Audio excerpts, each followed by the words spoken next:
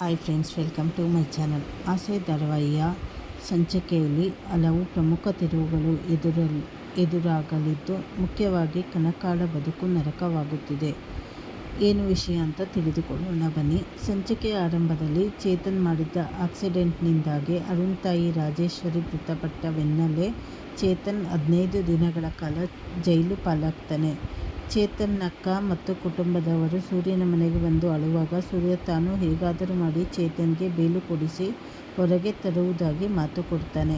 ಅಷ್ಟರಲ್ಲೇ ಶ್ರುತಿ ಮೀನಂಗೆ ಫೋನ್ ಮಾಡಿ ನೀತು ರೆಸ್ಟೋರೆಂಟ್ಗೆ ಬೆಂಕಿ ಇಟ್ಟಿದ್ದು ಮತ್ತು ಅವಳ ಕಾಲು ಮುರಿದಿದ್ದು ಬೇರೆ ಯಾರೂ ಅಲ್ಲ, ನಮ್ಮ ತಂದೆ ವಾಸುದೇವನೇ ಎಂಬ ಸತ್ಯವನ್ನು ಬಯಲು ಮಾಡ್ತಾಳೆ. ಈ ವಿಷಯ ತಿಳಿದ ರವಿ ಭಾರೀ ಕೋಪದಿಂದ ವಾಸುದೇವನ ಮನೆಗೆ ಹೋಗಿ ತರಾಟೆಗೆ ತೆಗೆದುಕೊಂಡು ಟೋಟಲ್ ಆಗಿ 9 ಲಕ್ಷ ರೂಪಾಯಿ ಕಾಂಪನ್ಸೇಷನ್ ಕೊಡಬೇಕು ಎಂದು ಡಿಮ್ಯಾಂಡ್ ಮಾಡಿ ಶ್ರುತಿ ಮೇಲಿನ ಸಿಟ್ಟಿನಿಂದ ಅಲ್ಲಿಂದ ಹೊರಟು ಹೋಗ್ತಾನೆ.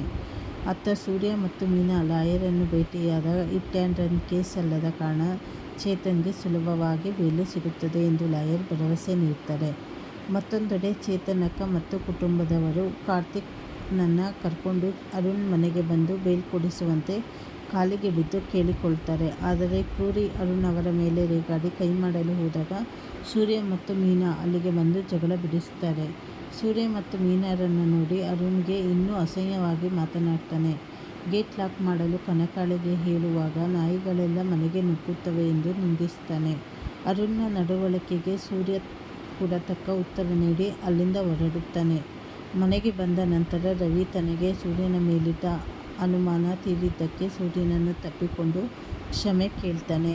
ರವಿ ತಂದಿದ್ದ ಬಾಟಲಿಯಿಂದಾಗಿ ಅಣ್ಣ ತಮ್ಮಂದಿರಾದ ಸೂರ್ಯ, ರವಿ ಮತ್ತು ಮನೋಜ ಮೂವರು ಸೇರಿ ಕುಡಿಯುತ್ತಾ ತಮ್ಮ ಕಷ್ಟಗಳನ್ನು ಹಂಚಿಕೊಳ್ತಾರೆ. ಮನೋಜ ತನಗೆ ರೋಹಿಣಿ ನೀಡುತ್ತಿರುವ ಫೋನ್ ಟಾರ್ಚರ್ ಬಗ್ಗೆ ಹೇಳಿ ನೊಂದುಕೊಂಡರೆ ರವಿ ಶ್ರುತಿಯನ್ನು ನೆನೆದು ಕಣ್ಣೀರು ಹಾಕ್ತಾನೆ.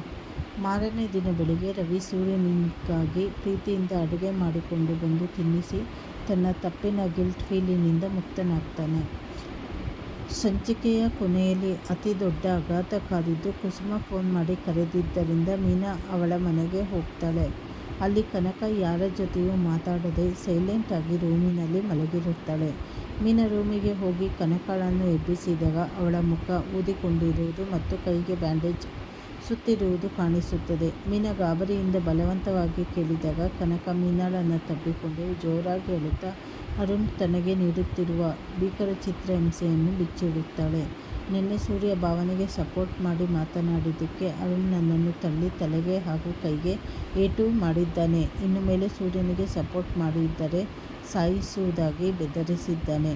ಅಷ್ಟೇ ಅಲ್ಲದೆ ನಿನ್ನೆ ಹುಷಾರಿಲ್ಲದೆ ಅಡುಗೆ ಮಾಡದಿದ್ದಕ್ಕೂ ವಿಪರೀತ ಹೊಡೆದಿದ್ದಾನೆ ಎಂದು ಅಳುತ್ತಾ ಸತ್ಯ ಹೇಳ್ತಾಳೆ. ಭಾವ ಸೂರ್ಯ ಅರುಣ್ ಸರಿ ಇಲ್ಲ ಅಂತ ಅಂದಾಗಲೇ ಕೇಳದೆ ಮದುವೆಯಾಗಿ ತಪ್ಪು ಮಾಡಿದೆ ಅಕ್ಕ ಎಂದು ಕನಕ ತಲೆ ಚಚ್ಚಿಕೊಂಡು ಕಣ್ಣೀರು ಹಾಕುವ ಹೃದಯ ವಿದ್ರಾಯಕ ದೃಶ್ಯದೊಂದಿಗೆ ನಾಳಿನ ಸಂಚಿಕೆ ಮುಕ್ತಾಯ ಆಗುತ್ತದೆ. ಮುಂದಿನ ಸಂಚಿಕೆಗಳಲ್ಲಿ ಏನೇನು ಬದಲಾವಣೆ ಆಗುತ್ತೆ ಅಂತ ಹೇಳಿ ಮುಂದೆ ತಿಳಿದುಕೊಳ್ಳೋಣ. ಹೊಸದಾಗಿ ಯಾರ್ಯಾರು ಚಾನಲ್ ನೋಡ್ತಾ ಇದ್ದೀರಾ ಚಾನಲನ್ನು ಸಬ್ಸ್ಕ್ರೈಬ್ ಮಾಡ್ಕೊಳ್ಳಿ. ಹಾಗೆ ಬೆಲ್ ಬಟನ್ ಒತ್ತಿ. ಬೆಲ್ ಬಟನ್ ಒತ್ತೋದ್ರಿಂದ ನಾನು ಯಾವುದೇ ನೋಟಿಫಿಕೇಷನ್ ಹಾಕಿದರೂ ನಿಮಗೆ ತಕ್ಷಣ ಸಿಗುತ್ತೆ. ಹಾಗೆ ಲೈಕ್ ಮಾಡಿ, ಶೇರ್ ಮಾಡಿ, ಸಪೋರ್ಟ್ ಮಾಡಿ. ಧನ್ಯವಾದಗಳು.